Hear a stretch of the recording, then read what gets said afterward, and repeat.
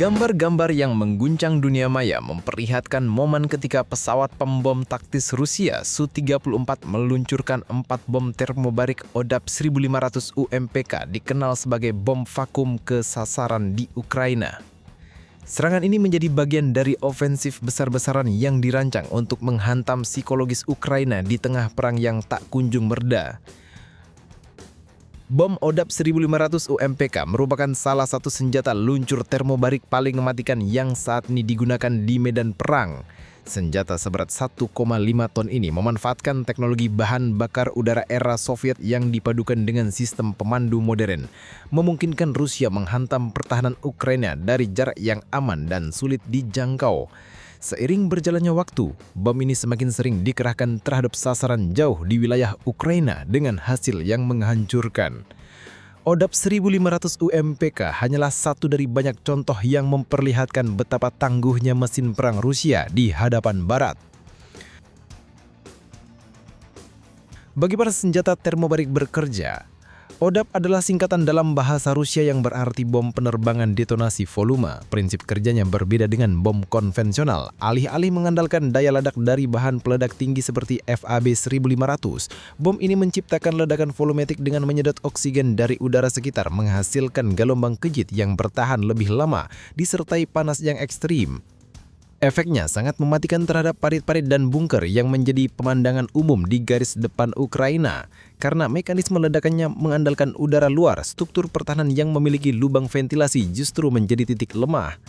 Tambahan kode UMPK adalah singkatan dari Modul Universal Luncur dan Koreksi, sebuah teknologi yang diperkenalkan Rusia pada awal 2023 melalui perusahaan Tactical Missiles Corporation.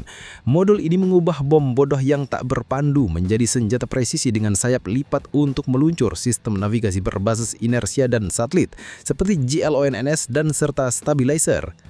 Dengan teknologi UMPK, bom dapat dijatuhkan dari ketinggian tinggi dan meluncur hingga 60 km, membuat pesawat bom-bom seperti Su-34 Fullback atau Su-35 Flanker dapat beroperasi di luar jangkauan sebagian besar pertahanan udara Ukraina. Beratnya mencapai sekitar 1.500 kg dengan hulu ledak termobarik berisi bahan bakar cair seperti etilen oksida atau propilen oksida. Saat mendekati sasaran, bom mengembangkan sayapnya, lalu pada ketinggian sekitar 50 meter parasutnya terbuka untuk memposisikan bom secara vertikal sebelum meledak di ketinggian 7-15 meter di atas permukaan tanah. Hasilnya, bola api setinggi 60 meter, gelombang kejut yang dapat meruntuhkan bangunan bertingkat hingga terowongan bawah tanah dan kerusakan mematikan dengan radius 100-200 meter. Lebih besar lagi di area tertutup. Inilah senjata yang dirancang untuk perang perkotaan dan kini menjadi salah satu ikon mematikan perang Ukraina. Produksi massal UMPK Rusia bisa buat ribuan.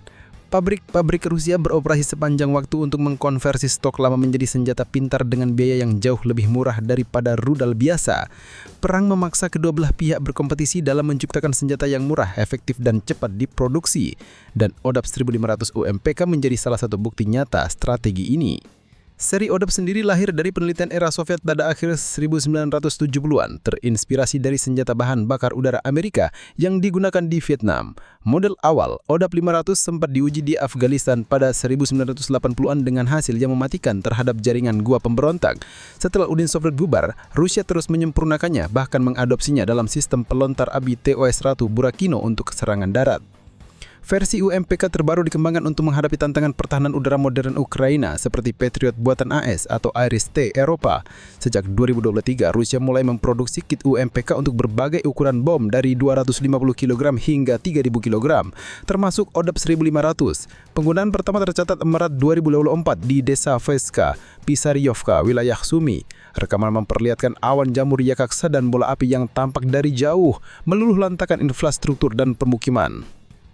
Sejak saat itu, senjata ini terus digunakan di titik panas seperti Kharkiv, Donetsk, dan Kupiansk, mentargetkan pasukan, pos komando, dan benteng pertahanan Ukraina. Mengubah jalannya perang, Pada September 2024, Rusia mengklaim satu serangan ODAP 1.500 menewaskan 40 tentara Ukraina. Beberapa bulan yang lalu, serangan serupa di Sievers, memperlihatkan presisi senjata ini di kawasan urban. Rusia kini meluncurkan ratusan bom luncur setiap bulan dengan ODAP 1.500 UMPK menjadi andalan untuk menghancurkan target bernilai tinggi. Keunggulan senjata ini jelas, jangkauan jauh mengurangi risiko bagi pilot, sementara daya rusaknya meruntuhkan pertahanan pasukan yang bersembunyi. Ledakan besar yang ditimbulkannya memukul mental tentara Ukraina, menyedapkan gegar otak hingga sesak napas bagi yang selamat. Namun masalah akurasi masih ada. Sistem navigasi inersia dapat meleset dan GLONASS rawan jamming elektronik. Ukraina pernah berhasil mengalihkan beberapa serangan hingga meleset 30 meter dari sasaran. Meski begitu, pertahanan mereka tidak cukup kuat untuk menangkal gelombang bom luncur Rusia yang datang bertubi-tubi. Kontroversi yang tak menghentikan penggunaan. Penggunaan bom termobarik memicu kecaman internasional. Dampaknya yang tak pandang bulu di daerah berpenduduk menimbulkan korban sipil dan kerusakan lingkungan jangka panjang. Meski Perserikatan Bangsa-Bangsa telah mengeluarkan pembakasan, Rusia mengklaim penggunaannya masih sesuai hukum internasional selaya menunjuk penggunaan senjata serupa oleh Amerika dalam perang melawan teror sebagai preseden. ODAP 1.500 UMPK adalah sebukti bagaimana senjata lama dapat disulap menjadi alat perang modern yang mematikan. Selama perang Ukraina, senjata ini telah menjadi salah satu faktor yang mengubah peta kekuatan di medan tempur. Dengan produksi yang terus meningkat, bom termobarik ini tampaknya akan tetap menjadi bagian penting strategi Rusia, bahkan berpotensi mempengaruhi konflik di kawasan lain di masa depan.